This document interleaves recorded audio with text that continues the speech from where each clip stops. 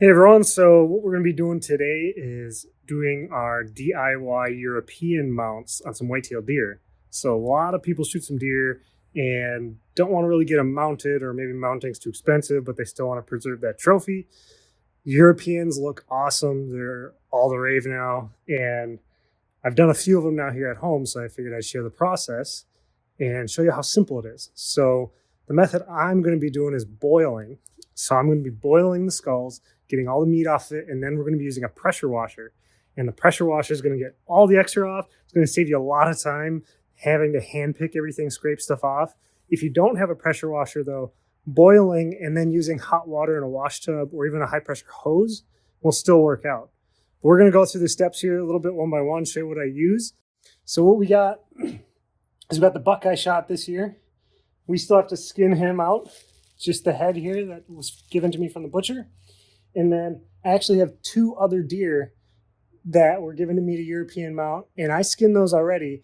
And if you don't have time to immediately get to the boiling process and get those going, you can always soak the heads in cold water for a few days so they don't start rotting or anything like that, and actually helps loosen up some of the meat and all the other stuff on there. I got those here in this bucket already. So when you first get started on these, you are going to want to try to save yourself a little bit of time and get as much off during the skinning process as possible.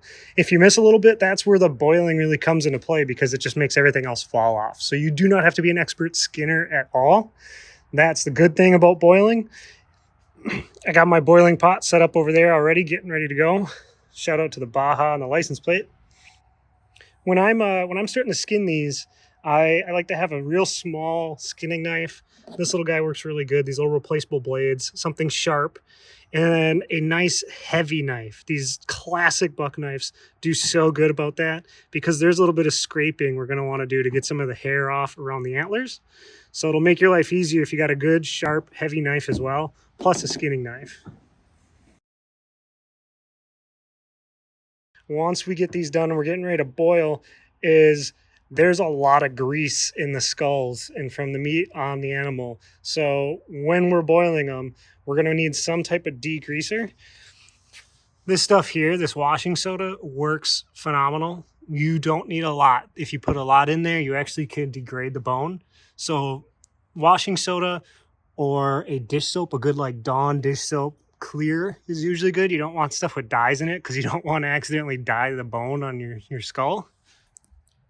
Now what we got going over here is literally just one of those propane outdoor stoves.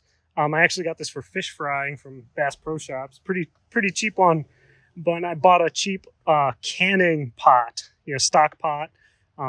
Those big stock pots are usually pretty expensive. So if you get just a cheap stainless steel canning one, that's a great way to do it.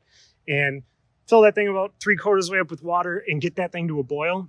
And once we get this thing to a boil, you're going to want to lower the heat on this. You do not want a super hot rolling boil. Once you have a hot rolling boil, that's when you actually start hurting the skull more than helping it. The skinning process on this really does not have to be perfect. Really just start taking chunks of hair off. Make sure not to be cutting into the bone, because that's going to be your finished product afterwards. But the big thing you want to do is you want to get the hair out from around the base of the antlers. That's where the thick part of your blade comes in. You're going to get under there and you're going to scrape down and away from the antler, and you're going to get all of that hair away there. All right, so we got all the skin off, and you can see I took the eyes and the lower jaw off. You do not have to do that when you're boiling, especially if it's only one deer you're going to have in your pot. That's just a lot of extra work. That stuff's all going to fall off. But I'm to the point now where I wanted to show getting the hair on the base of the antlers here. All right, so what we're going to want to do here is we are going to want to use the bigger knife, the thicker bladed knife that you actually can get a little power out of. And what we're going to be doing is we're going to be going along the base of all the antler here. And you can see the split. You can see where the hair comes up onto it. And you're just going to get underneath that with your knife, and you're just going to push down and scrape away. Perfect. We finished up skinning that deer, and this came to a boil. I'm going to add the washing soda now. For a pot this size, couple gallons, I'm going to start with like about a half a cup. We don't need overly much in there. If we feel like it's not enough, we can always add a little bit more. We're going to add that washing soda, let that dissolve, and then we'll see how our deer fit in there. All right, so this little trick, it's not 100% necessary, but I do it just for extra protection. Once in a while, some of the soaps or things you use could discolor your antlers, which are the most important part. And when you lay this in your pot, however you're in there, you might have an antler sitting right on a hot part of the pot, or, you know, the heat comes up from the flames up the side of the pot, and you don't want to end up like scorching the side of this. So what I end up doing is I take some regular old aluminum foil and I wrap from the base of my antlers up to about where they're going to be resting. And then I wrap some electrical tape on it so it's nice and secure. And all that is just a little extra protection because I don't want to take any chances because I can't replicate this. He's a one of a kind. So I did decide to play a little bit of deer skull Tetris, and I was able to get all three in there. So even if there's a little bit sticking out of the water, it's not that big of a deal. We'll always be able to rotate these a little bit as they start deteriorating. And then that's what the pressure wash is for as well, to get all that off, that the boil doesn't get off 100%. So we're going to leave these here for, I'd say, an hour, and we'll come and check them out. If we need to add water, we will. And again, make sure it is not rolling boil. That's critical. We don't want to deteriorate the bone.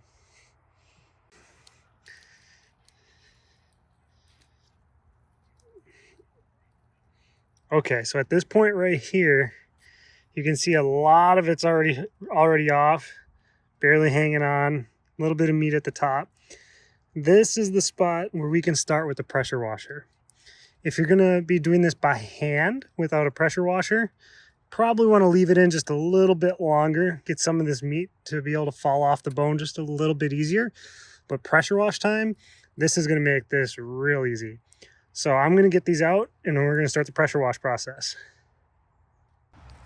Now what I do with the pressure washer is I got these little pallets here and I got some wire, and I just wire down the skulls to the pallets, and then we start spraying. And I'll show you some of the process here, and we want to make sure we get around every little bit of these skulls.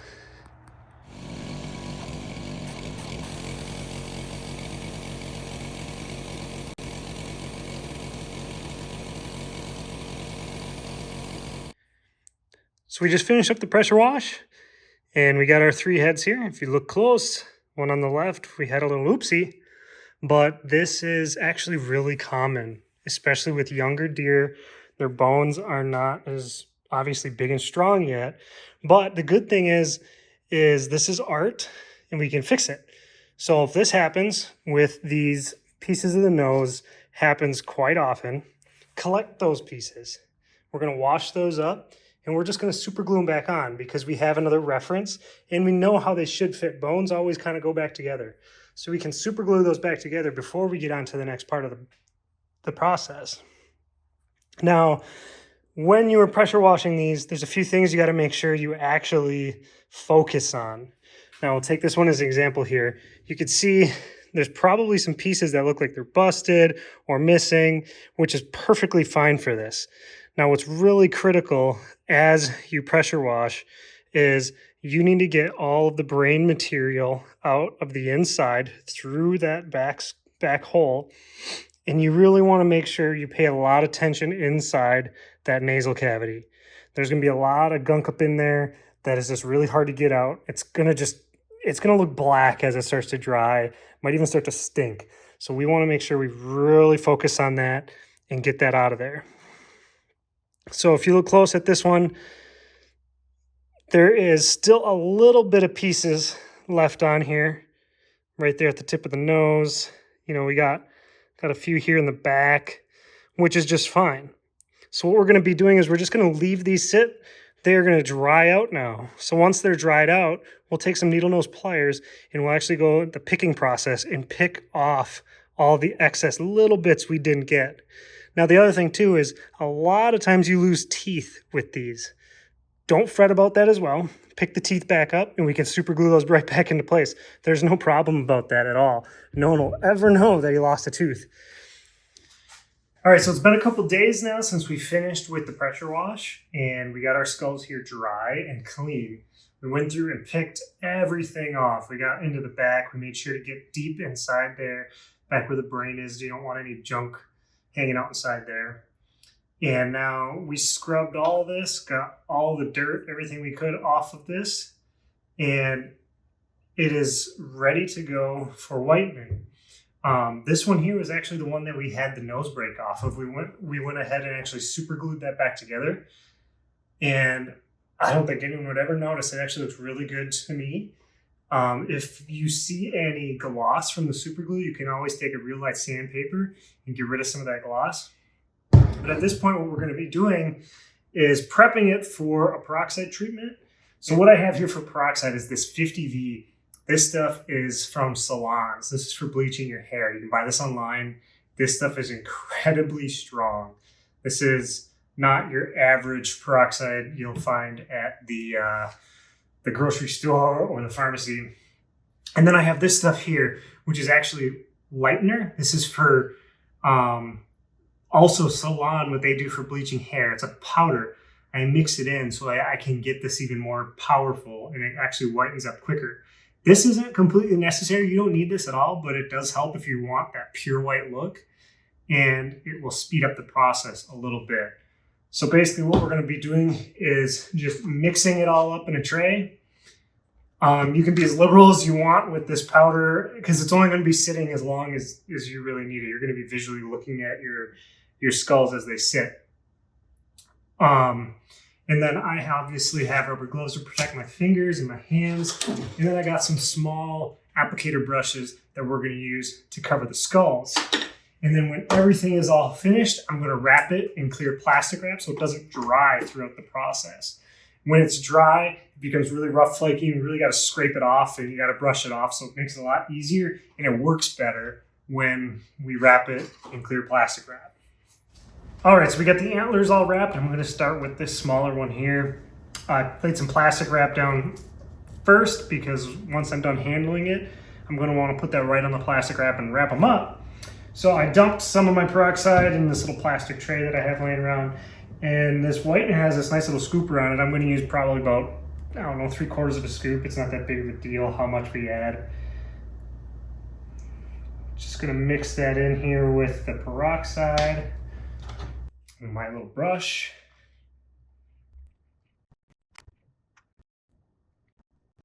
I'm going to start with the inside of the brain cavity right there. Hold my antlers and just liberally coat the entire thing.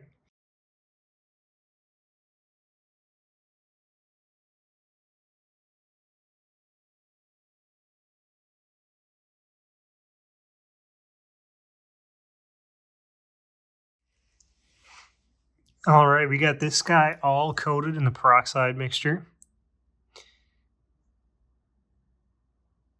Everywhere we possibly could, just did our best. Now we're gonna wrap them up in some plastic wrap, move on to the next one. So we have our skulls wrapped. They are all peroxide on the inside. Now, one thing to note with peroxide is that it activates with light and you don't want it to be too cold out. So it is December here. So what I actually am going to be doing with these is bringing these into my basement. So I have a heat bulb that I'll be putting on these.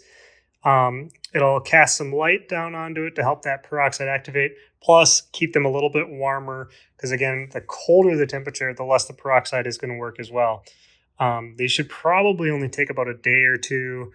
Now, I might take them a little early because I do like the more bony look to them. Once they get really pure white, it kind of looks odd to me. Again, it's all your preference. We're going to be putting these away and letting them sit. And then after that, we'll be able to wash them off and complete the process.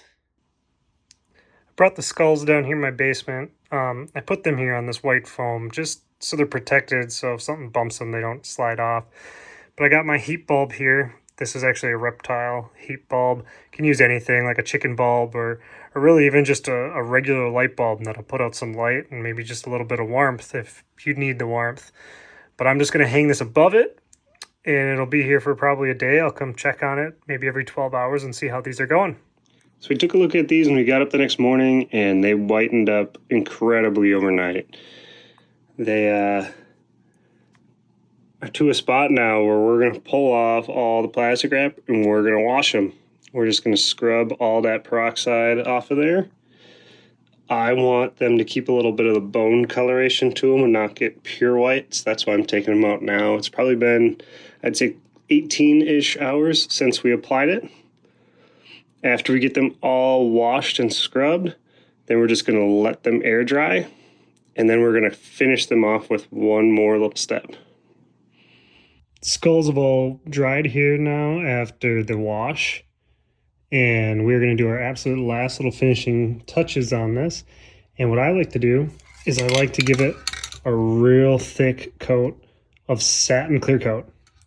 I spray everything. I spray the antlers, I spray all of the skull, underside, everything. It actually seals it, gives it a little bit more strength, and preserves the color exactly how it is now. You don't have to do this, but I prefer to do it just to give it that little bit of extra. We'll spray this on, let it dry, and then we'll see the finished skull.